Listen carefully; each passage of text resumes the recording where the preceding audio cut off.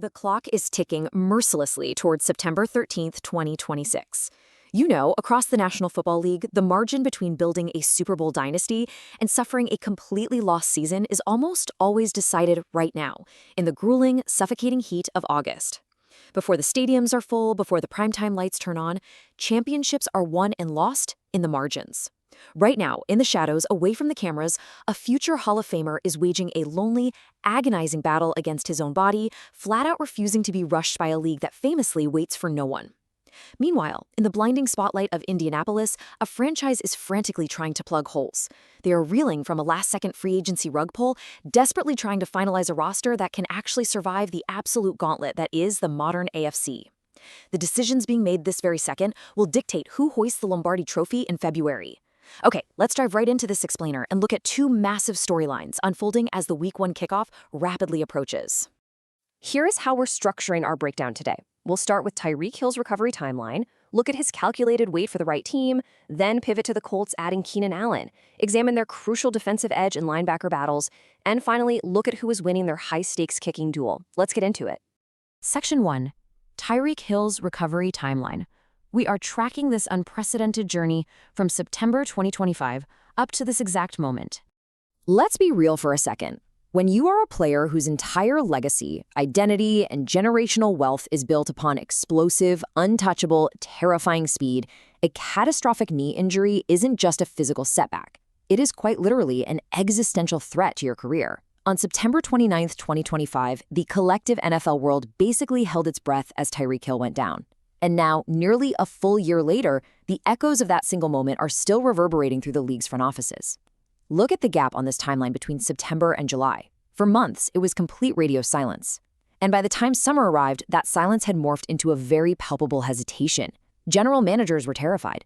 They were looking at the medicals, looking at his age, and wondering if the most electrifying weapon of this entire era had finally been permanently grounded. But just as the narrative began to write him off entirely, we get this massive momentum shift in August from the most powerful agent in the sport, and it is completely altering the landscape of the upcoming season.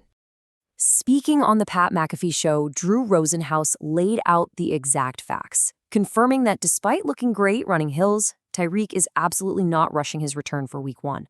I really want you to think about the immense power in this admission.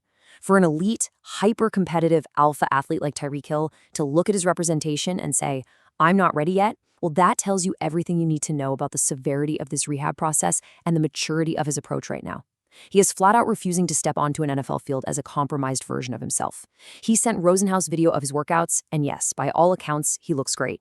But looking great on a grassy hill in a controlled environment in training gear is vastly different from outrunning an elite NFL secondary in crunch time when a 220-pound safety is closing in on you with bad intentions. Hill knows his body better than anyone on earth, and he knows that 80% of Tyreek Hill isn't what built his legacy. He wants to be the weapon we all remember. What's absolutely fascinating about this update is the complete lack of panic. Actually, scratch that, it's more like a masterclass in setting boundaries. Rosenhaus is assuring the future Hall of Famer that there is zero sense of urgency right now. Rosenhaus is acting as the ultimate shield here. We all know the NFL is an impatient, unforgiving machine that demands immediate returns. It constantly pressures athletes to get back on the turf before they are truly whole. But his agent is actively shutting down all that outside noise. He is setting the expectation firmly in reality. Tyreek will play this season, but the timeline belongs strictly to Tyreek. And this isn't hyperbole, guys. Everyone is waiting to see if he still has that game-breaking gear, and Rosenhaus is essentially betting his entire formidable reputation that when Hill does return, the league is going to be absolutely stunned by his form. They aren't chasing a Week 1 headline, not at all. They are building toward a late-season takeover that could shift the balance of power in the league. Moving on to Section 2, waiting for the right team, and why Hill is prioritizing a Super Bowl above literally everything else. This isn't just a medical rehab anymore, right? This has evolved into a highly calculated, high-stakes, strategic waiting game. Tyreek Hill is literally weaponizing his own free agency. The crucial takeaway here is that money isn't the driving factor anymore. Hill plans to wait until the November trade deadline to see exactly which teams have winning records before making his move. Just think about the sheer brilliance of this strategy for a moment. While other veterans are battling through the grueling, bone-crushing dog days of August camp, putting wear and tear on their bodies, risking early season injuries, Hill is resting. He's recovering. He's sitting back and watching a landscape unfold. He's going to let the first half of the 2026 season act as a massive, league-wide audition for his services. Once the pretenders fall away and the true Super Bowl contenders reveal themselves in November, Hill will parachute in as the ultimate midseason mercenary, fully fresh, completely healthy, and ready to tilt the entire balance of power in the NFL. Keep a very close eye on these two advertised playoff contenders, because both the Chiefs and Steelers could desperately use a veteran pass catcher of Hill's caliber. The cinematic storylines here are just undeniable. I mean, imagine a romantic, league-shattering return to Kansas City to reunite with Patrick Mahomes. The Chiefs are always hunting for that explosive edge to secure a championship, and dropping a fully healthy, highly motivated Tyreek Hill back into Andy Reid's offense in November, that is the stuff of absolute nightmares for defensive coordinators across the AFC. Or what about the Pittsburgh Steelers? Here you have a storied, blue-collar franchise that always thrives on defense, but historically often finds itself exactly one dynamic offensive weapon short in the brutal, grinding reality of the AFC North. Both of these teams are poised to make deep runs. Both have championship aspirations. And you better believe both front offices are undoubtedly monitoring Hill's medicals week by week, knowing full well he could be the final missing piece to their championship puzzle. Section 3, the Colts add Keenan Allen to address their wide receiver depth because unlike Tyreek Hill, some teams cannot afford to wait. While Tyreek Hill bides his time, the Indianapolis Colts simply do not have the luxury of waiting until November. Head coach Shane Steichen knows that his offense requires an immediate injection of reliability, and the front office had to make a move right now to keep pace in a rapidly shifting AFC South. Notice how clubs in need of help went in entirely different directions this month. While the Commanders secured the volatile but highly productive Stephon Diggs, the Colts landed veteran Keenan Allen. The wide receiver market has been an absolute chaotic scramble. Washington chased the fireworks, hoping Diggs can provide a massive immediate spark. Indianapolis, meanwhile, opted for the seasoned, technically pristine route running of Keenan Allen. This highlights a fascinating divergence in team-building philosophy. In a division where offensive consistency and staying ahead of the chains is paramount, the Colts decided to invest in a proven, high-IQ security blanket for their young core. And just like that, Allen stepped directly into the WR3 role for Indianapolis this week, officially pushing Ashton Dulin and Nick Westbrook-Ikine into essential but strictly depth positions. Look, Dulin and Westbrook-Ikine had incredibly strong camps. They flashed serious potential over the summer. But the harsh, unforgiving reality of the NFL is that potential doesn't win playoff games in January. Proven production does. Allen made his practice debut right before the final bell of training camp, barely breaking a sweat as he seamlessly assimilated into the playbook. His presence instantly elevates the entire receiver room. It takes immense pressure off the younger guys who are still developing, and it gives the Colts a surgical chain mover on those absolutely crucial third downs. When the pocket breaks down, the primary read is covered, and a quarterback needs an outlet who simply knows how to magically find the soft spot in zone coverage, Keenan Allen is quite literally one of the best in the business.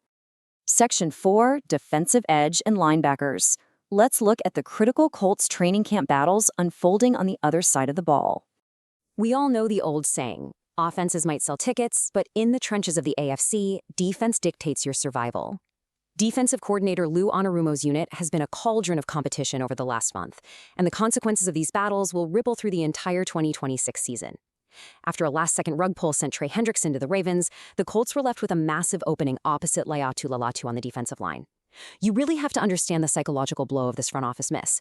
The Colts thought they had their guy. They thought they had secured a premier sack artist to pair with their budding superstar Lalatu, which would have created an absolute nightmare scenario for opposing quarterbacks. Instead, they were forced to watch Hendrickson sign with the powerhouse Baltimore Ravens. That single, agonizing twist of fate blew the defensive end depth chart wide open and sparked the most intense positional war of the Indianapolis summer. While Jalen Tumaloa generated massive early hype with some big splash plays, Arden Key's steady reliability throughout camp makes him the projected Week 1 starter. This right here is a classic, foundational NFL coaching dilemma. Do you gamble on the flashy, high-ceiling youth, or do you trust the battle-tested, high-floor veteran? Tumaloa was the absolute darling of early camp, right? He was racking up multiple sacks, looking like an absolute steal in the draft. But as the dog days dragged on and the offensive line playbooks expanded, the physical and mental grind took its toll. Arden Key, on the other hand, didn't necessarily produce daily highlight reels that set the internet on fire, but he was consistently in the exact right gap. He was heavily setting the edge against the run and executing his complex assignments without fail. In a defense built on structural integrity and gap discipline, Anarumo is betting on Key's steady hands over a rookie's wild swings. Now, in the middle of the field, the Colts are leaning heavily on rookie C.J. Allen to wear the green dot despite him missing vital early practice time with lower body injuries. Now pay close attention to this because the stakes here are absolutely massive. Replacing a historic tackling machine and locker room leader like Zaire Franklin is hard enough, but asking the 53rd overall pick to step in on day one and wear the green dot, meaning he is the sole player receiving the radio calls from the sideline, setting the defensive front, shouting out pre-snap motions, and acting as the absolute quarterback of the defense is an astronomical amount of pressure for a rookie. It's like being handed the keys to a fighter jet before you have your driver's license. To make matters worse, Allen's master plan was severely derailed by early calf and hamstring injuries that cost him invaluable mental and physical reps during the installation phase. He is quite literally being thrown into the deep end against seasoned NFL quarterbacks, and the entire structural stability of the Colts defense hinges on whether this rookie can process information at an elite speed while keeping his head above water. And the injury bug didn't stop there. It also briefly bit the secondary, temporarily derailing second-year player Hunter Wohler's starting bid at strong safety. It is a stark reminder of how fragile a roster's carefully laid plans truly are in this league. Wohler was turning heads in the first handful of practices, seemingly locking down the starting job with his aggressive run support. Then, a hamstring pull erased him from the field for nearly 2 weeks. In the NFL, your most important ability is availability. A 2-week absence in the hyper-competitive environment of August can completely rewrite a player's destiny for September. Section 5. Winning the kicking battle. We are looking at special teams, where consistency is the absolute key to survival. You know, you can have an explosive offense, you can have a suffocating defense, but countless NFL seasons have bled out on the turf because of a missed 42-yard field goal in the freezing cold of December. The margins are razor thin, and the psychological pressure on these specialists is truly unimaginable. Spencer Schrader certainly made it an interesting fight by drilling 48 and 52-yarders in 2-minute drills against the Falcons, but consistency ultimately won out. Schrader had his cinematic moment. Against Atlanta, with the clock winding down and the entire coaching staff staring daggers through him, he stepped up and launched back-to-back absolute bombs right down the middle. For a brief moment, the momentum seemed to entirely shift in the building. He showed the kind of raw, explosive leg power that general managers dream of having in their back pocket for a desperate late-game Hail Mary situation. But when the dust settled, the job ultimately belongs to Blake Group. Unless he completely loses his nerve in the final hours, his 90% completion rate guarantees him the Week 1 duties. You simply cannot argue with the cold, hard mathematics of the kicking game. Schrader had the flashy distance, sure, but he was sitting at a 70% completion rate for camp. In the National Football League, missing 3 out of every 10 kicks isn't a slump. It is a quick ticket to the waiver wire and a destroyed season for your team. Group, operating at a machine-like 90%, proved that he isn't just a powerful leg, he is an analytical certainty. When the season is on the line, the wind is swirling, and the stadium goes dead silent. You do not want a miracle, you just want a guarantee. Group proved to the Colts that he is that guarantee. So as we wrap up this explainer, I want you to really think about this. Which of these developments will have a bigger impact on the race to the Super Bowl? Will it be Tyreek Hill's looming blockbuster mid-season return, or will the grueling, hard-fought roster decisions made by the Colts in the August heat be the foundation of a shocking AFC South playoff run? Will a team like Kansas City or Pittsburgh successfully leverage Hill's November arrival to capture a Lombardi trophy? History is being written right now in the margins. Your channel is NFL Nexus, where we demand the deepest dives into the sport. Subscribe to the channel, like this explainer right now, comment your opinion down below on who you think Tyreek Hill should sign with, and support the channel by becoming a member to get exclusive behind-the-scenes NFL analysis. We will see you on the gridiron next time.